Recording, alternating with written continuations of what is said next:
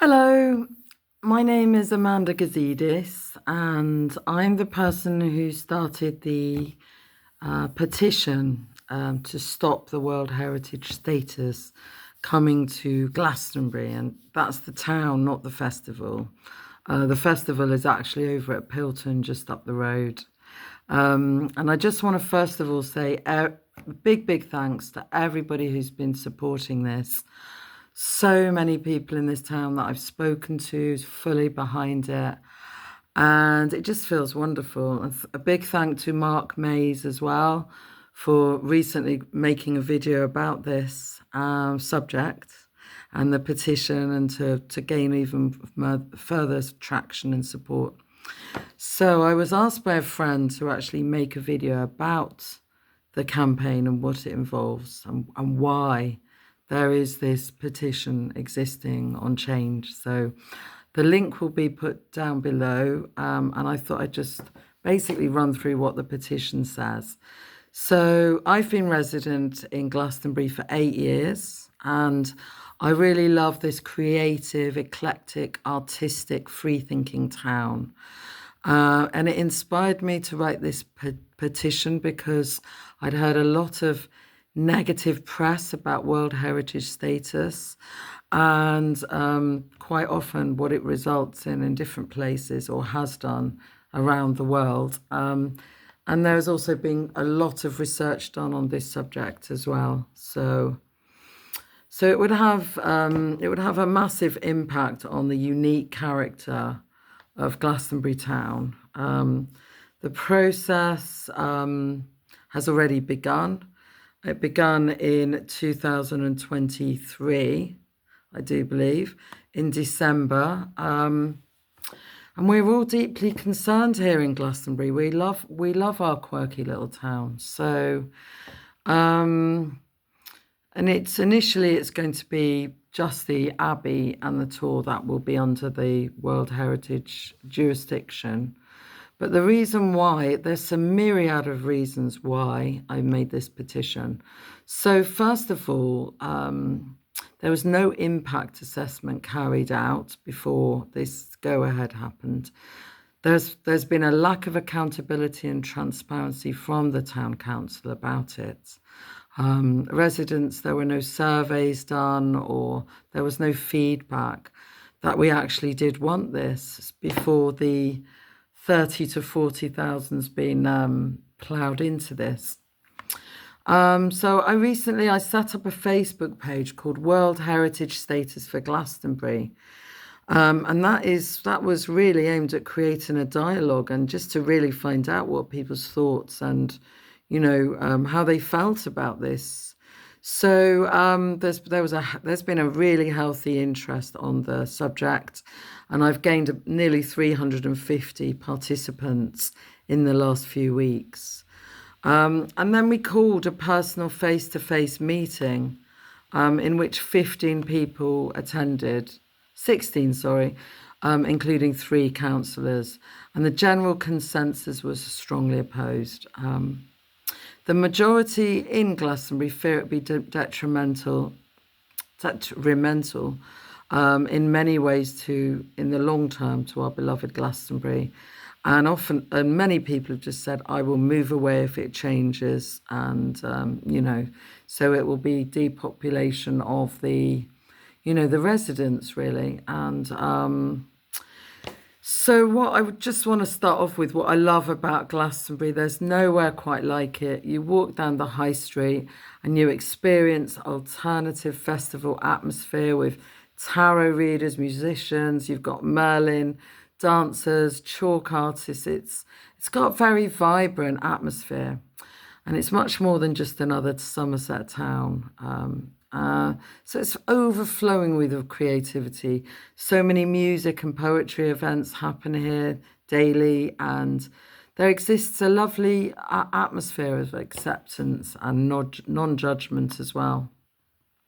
So I would argue that the impact socially, spiritually and physically of gaining the World Heritage status could be very negative. We've witnessed this in other places such as Bath, Stonehenge, Venice, is suffering from over-tourism, and Machu Picchu too.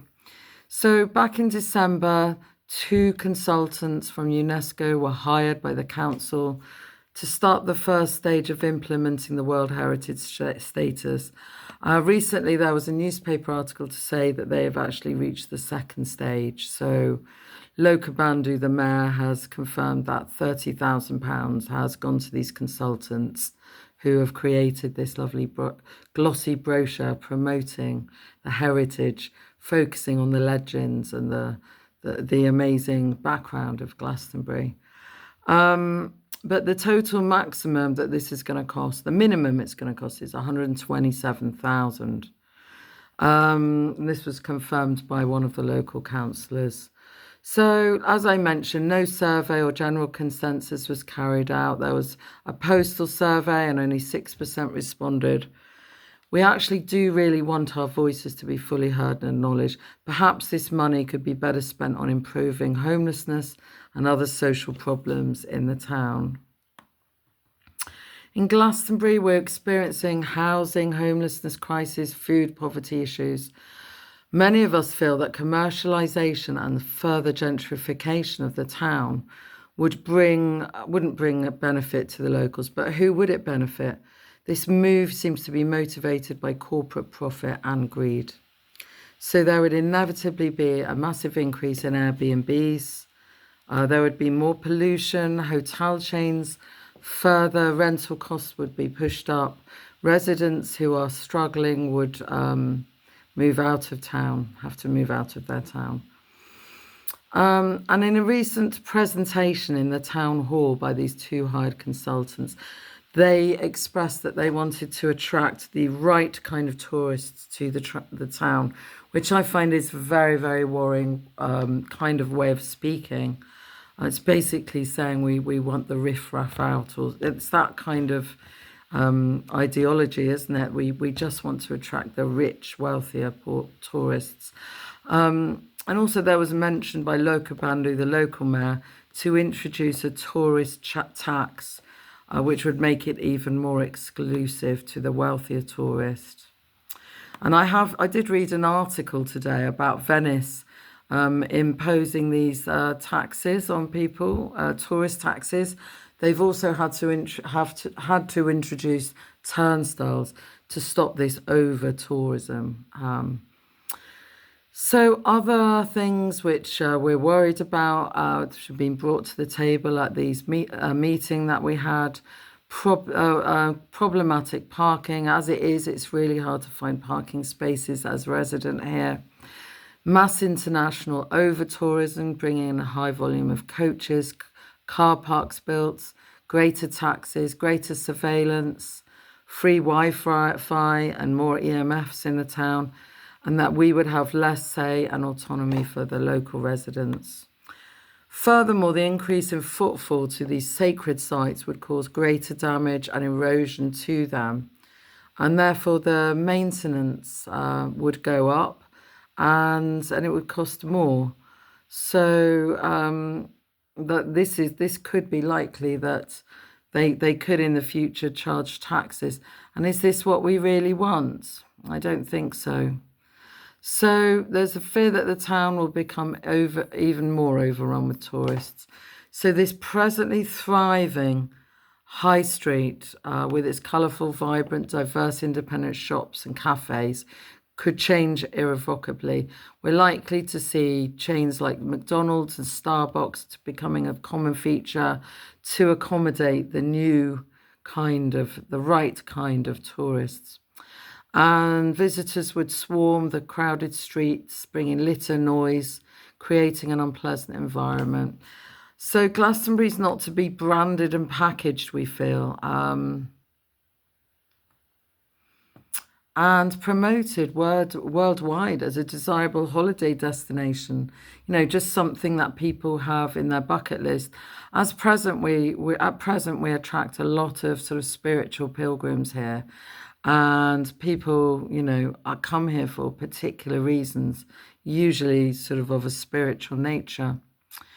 So those who've had the misfortune of living in places that have received World Heritage status, such as Bath, have feel that they're living in nightmare scenarios on their doorstep, with the excess coaches, overcrowded town centres, and the parking restrictions, to name just a few of the issues caused by it. The Isle of Avalon has a very magical reputation, and I could go on about that.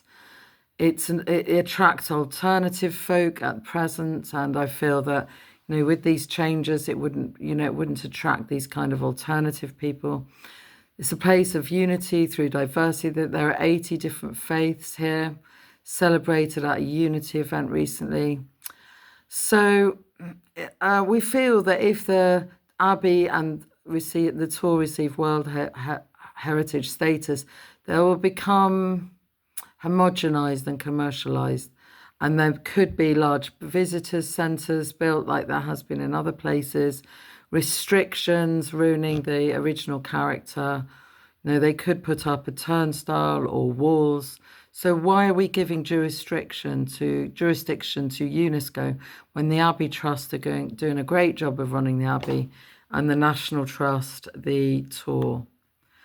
So what else? So as I mentioned, at this talk that the consultants put on, they also talked about extending the World Heritage status probably out to the Avalon marshes and other local sites of interest. So it's not just, sort of just staying with the tour and the Abbey.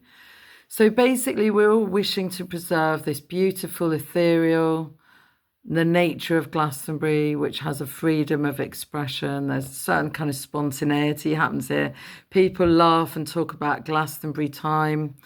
We don't want our town turned into a brand or a commodity to be advertised. The implementation of World Heritage status needs to stop now, or the consequences could be diabolical for the residents and visitors to Glastonbury. And it's so close to our hearts, so we feel really passionately about this. So please, can you sign the petition and support us to keep beautiful Glastonbury and its sacred organic nature as it is, because we're doing perfectly okay as we are. This town, we want to preserve this town that we love so much. Thank you so much for watching. Bye for now.